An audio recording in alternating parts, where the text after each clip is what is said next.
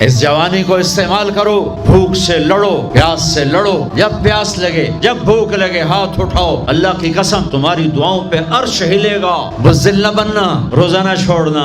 ایک جنگ لڑی گئی ہے یمامہ، 12,000 صحابہ، 1,00,000 مرتد مسلمہ کذاب کے ساتھی، بڑی خوفناک جنگ تھی۔ اس میں کو 3,000 شہید ہوئے، صحابہ، تابعین اور 700 حفاظ علماء شہید ہوئے۔ تو جھنڈا تھا زید بن خطاب کے ہاتھ میں، شہید ہو گیا، گر گیا۔ پھر جھنڈا اٹھایا سالم رضی اللہ عنہ، وہ زخمی ہو کے گر گئے، جھنڈا گر گیا۔ جھنڈا اٹھایا حبیب نے، وہ شہید ہو گئے، جھنڈا گر گیا۔ افراتفری مچ گئی۔ ایک صحابی زخمیوں کو تلاش کرتے ہوئے پانی پلا رہے ہیں، پانی پلا رہے ہیں، پانی پلا رہے ہیں۔ جا کے دیکھا تو حضرت سالم، جنہوں نے دوسرے نمبر پہ جھنڈا اٹھایا تھا، ان کا سانس چل رہا تھا اور اس میں پیاس کی شدت انتہا پہ ہوتی ہے۔